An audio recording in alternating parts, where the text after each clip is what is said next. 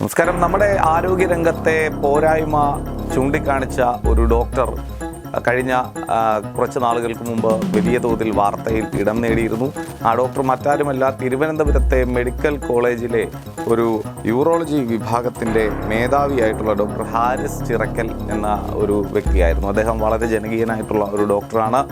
പ്രതിഫലേച്ഛ കൂടാതെ തന്നെ പാവപ്പെട്ട രോഗികളോട് വലിയധികം അനുകമ്പയും കരുണയും അവരോട് ഒരു സേവന തൽപരതയും ഒക്കെ കാണിക്കുന്ന ഡോക്ടറാണെന്ന കാര്യത്തിൽ ഒരു തർക്കവും ആർക്കുമില്ല. അദ്ദേഹത്തെ പ്രശംസിച്ചുകൊണ്ട് ആരോഗ്യമന്ത്രി തന്നെ വിമർശനത്തിന് ശേഷവും രംഗത്ത് വന്നിരുന്നു. പക്ഷേ അതൊന്നുമല്ല ഇപ്പോഴത്തെ കാര്യം. ഇപ്പോൾ ആരോഗ്യ വകുപ്പിൻ്റെ ചില തനി നിറം പുറത്തു വന്നിരിക്കുകയാണ്. എന്ത് സാഹചര്യത്തിലാണ് അദ്ദേഹം അത്തരത്തിലൊരു വിമർശനം നടത്തിയത്? അത് സംസ്ഥാന സർക്കാരിനെ അപകീർത്തിപ്പെടുത്താൻ ഉദ്ദേശിച്ചുകൊണ്ടുള്ളതാണ് എന്ന ഒരു ബോധ്യത്തോടു കൂടി ഹാരിസ് ചിറക്കൽ ആ ഒരു ശ്രമം നടത്തി എന്ന ഒരു അർത്ഥത്തോടു കൂടി അദ്ദേഹത്തിന് ഇപ്പോൾ ഒരു കാരണം കാണിക്കൽ നോട്ടീസ് ആരോഗ്യവകുപ്പ് നൽകിയിരിക്കുന്നു എന്നതാണ് ഏറ്റവും പ്രധാനപ്പെട്ട ഒരു കാര്യം. DME ആണ് ഇത്തരത്തിൽ ഒരു ആരോഗ്യ വകുപ്പ് നോട്ടീസ് നൽകിയിട്ടുള്ളത്. ഹാരിസ് ചട്ടലംഘനം നടത്തിയിട്ടുണ്ട് എന്നാണ് ഈ റിപ്പോർട്ടിൽ പറയുന്നത്. ഹാരിസിൻ്റെ ഒരു വെളിപ്പെടുത്തലിനെ പറ്റി 4-അംഗ സമിതി അന്വേഷിച്ചിരുന്നു. ഈ അന്വേഷണ സമിതിയുടെ റിപ്പോർട്ടുമായി ബന്ധപ്പെട്ടാണ് ഇത്തരത്തിൽ ഒരു കാരണം കാണിക്കൽ നോട്ടീസ് എന്ന് തന്നെയാണ് ഇപ്പോൾ വ്യക്തമാക്കിയിരിക്കുന്നത്. ഇദ്ദേഹത്തിനെതിരെയുള്ള വകുപ്പ് തല നടപടിയുടെ ഭാഗമായിട്ടാണ് ഈ ഒരു കാരണം കാണിക്കൽ നോട്ടീസ് നൽകിയിരിക്കുന്നത് എന്ന് തന്നെയാണ് ഇപ്പോൾ പുറത്തു വരുന്ന വാർത്തകൾ.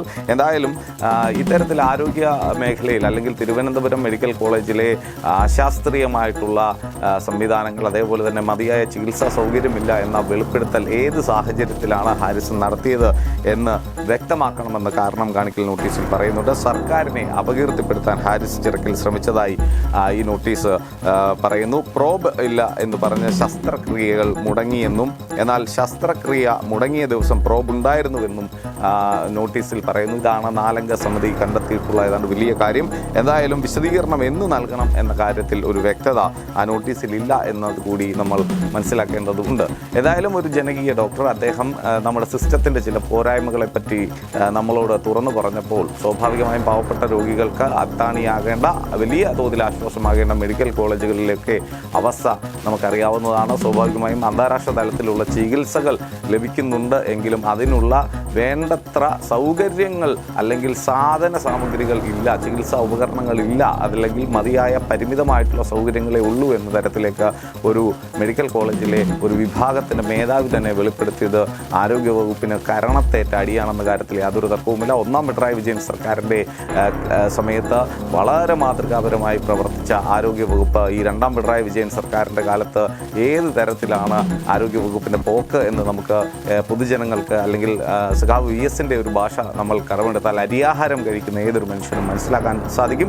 എന്തായാലും ആരോഗ്യവകുപ്പിൻ്റെ പോക്ക് ഈ സംസ്ഥാന സർക്കാരിനെ പ്രതിച്ഛായക്ക് വലിയ തോതിലുള്ള മങ്ങലേൽപ്പിച്ചിട്ടുണ്ട് ഇപ്പോഴത്തെ ഒരു സാഹചര്യത്തിൽ. ആ ഒരു സാഹചര്യത്തിലാണ് ഡോക്ടർ ഹാരിസ് ചിറക്കലിനെതിരെ ഇത്തരത്തിലൊരു ഷോക്ക് ഓഫ് നോട്ടീസ് കൂടി ആരോഗ്യവകുപ്പ് കൊടുത്തിരിക്കുന്നത്. എന്തായാലും ഇത് സമൂഹത്തിൽ വലിയ തോതിൽ ഒരു ചർച്ചയാകാൻ സാധ്യതയുണ്ട്. സ്വാഭാവികമായും പൊതുബോധം അല്ലെങ്കിൽ പൊതുസമൂഹം എപ്പോഴും ഹാരിസ് ചിറക്കലിനോടൊപ്പം ഡോക്ടറോടൊപ്പം തന്നെയായിരിക്കുമെന്ന കാര്യത്തിൽ ആർക്കും ഒരു തർക്കവുമില്ല.